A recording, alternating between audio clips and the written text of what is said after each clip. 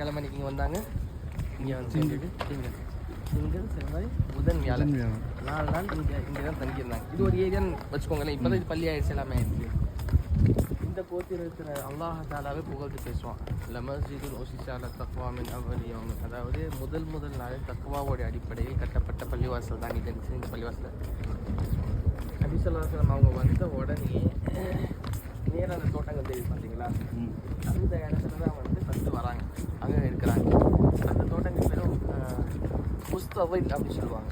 முஸ்தவில் அப்படின்னு சொன்னால் நபி ஸல்லல்லாஹு அலைஹி வஸல்லம் அவங்க வந்த உடனே அவங்க ஒட்டகத்தை நிப்பாட்டி உட்காந்துருக்குறாங்க. அது அபூபக்கர் சித்திக் ரலியல்லாஹு அவங்களும் நபி ஸல்லல்லாஹு வந்திருக்கிறாங்க. எல்லாமே என்ன நினச்சிக்கிறாங்கன்னா அபூபக்கர் சித்திக் அவங்கள தான் வந்து நபி நினச்சி எல்லாமே அவங்கள்ட்ட வந்து முசாஃபா செய்கிறாங்க. இதை சொல்லவும் முடியல அபூபக்கர் சித்திக், நான் நபி இல்லை இவங்க தான் நபின்ட்டு. அப்போ உடனே என்ன செய்கிறாங்கன்னா அவங்க இந்த போரை எடுத்து நெரிசல் அவங்களுக்கு வந்து போர்த்தி விட்றாங்கன்னா அந்த நிழல் மாதிரி பிடிக்கிறாங்க.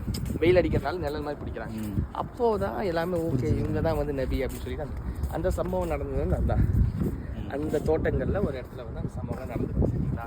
அப்புறம் தங்குறது வீடு போய் தங்குறது ஒட்டகம் போகுது. அதுக்கப்புறம் நபி ஸல்லல்லாஹு அலைஹி வஸல்லம் அவங்க வந்து இது ஒரு சஹாபியா பெண்மணியோட வீடு, குல்சும் பின் ஹதம் ரலியல்லாஹு தஆலா, ஒரு பெண்மணி சஹாபியோட வீடு. இங்கே தான் வந்து பகல் நேரத்தில் தங்குவாங்க.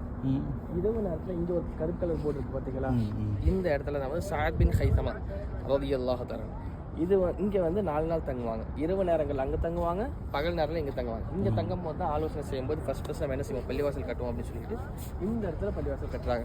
உள்ளேருந்து நம்ம பார்த்தோம் பார்த்தீங்களா கும்பா, இது வந்து இது அங்கே எல்லாம் சுற்றி நின்றுருக்காங்கல்ல, அங்கே ஒரு கிணறு இருக்குது. அந்த கிணத்துடைய பேர் என்ன அப்படின்னு சொன்னால் பிக்ரே அரீஸ் அப்படின்னு சொல்லுவாங்க. இப்போ வந்து அந்த நம்மளுடைய இடத்துக்கு பேரே ஹாத்னு. நபி ஸல்லல்லாஹு அவங்க எப்போ வந்தாலும் இங்கே வந்து என்ன சொன்னாங்கன்னா மதீனாக்கு போயிடுவாங்கள்ல, உள்ள திரும்ப அடிக்கடி இங்கே வரக்கூடிய பழக்கத்தை வச்சுருந்தாங்க. அடிக்கடி அதிகமாக சனிக்கிழமை மணிக்கு வருவாங்க. வந்து என்ன செய்வாங்கன்னா சஹாபாக்கள் இங்கே இருக்கக்கூடியவங்களை பார்த்து இவங்களுக்கு தீனோட விஷயங்கள் கற்றுக் கொடுக்குறது இந்த மாதிரிலாம் செய்வாங்க. அப்போது இங்கே ஒரு கிணறு இருக்கும்.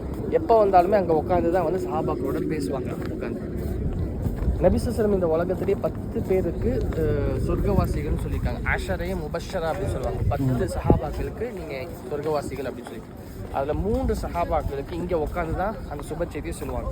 அது யார் யாருன்னா அபூபக்கர் சித்திக் உமர் ரலியல்லாஹு அன்ஹு உஸ்மான் ரலியல்லாஹு அன்ஹு, 3 பேத்துக்குமே இந்த கிணத்துல உட்காந்து தான் என்ன சொல்லுவாங்கன்னா சொர்க்கவாசியுடைய சுப செய்தியை சொல்லுவாங்க. இது ஃபர்ஸ்ட் விஷயம். 2வது விஷயம், நபி ஸல்லல்லாஹு அலைஹி வஸல்லம் அவங்க ஒரு மோதிரம் அணிஞ்சிருப்பாங்க. அந்த மோதிரத்தில் அல்லாஹ் ரசூல் முஹம்மது அப்படின்னு எழுதப்பட்டிருக்கும்.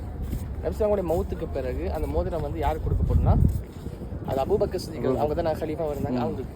அவங்களுடைய மௌத்துக்கு பிறகு அது உமர் ரலியல்லாஹு அன்ஹு, அவங்களுடைய மௌத்துக்கு பிறகு அது உஸ்மான் ரலியல்லாஹு அன்ஹு. உஸ்மான் ரலியல்லாஹு அன்ஹு என்ன செய்வாங்கன்னா இங்கே ஒரு தடவை உது செஞ்சுட்டு இருப்பாங்க. உது செய்யும்போது அந்த மோதிரம் வந்துருச்சுன்னா கீழே விழுந்துடும், உள்ள கிணத்துக்குள்ளே விழுந்துடும். அதுக்கப்புறம் சஹாபாக்கள்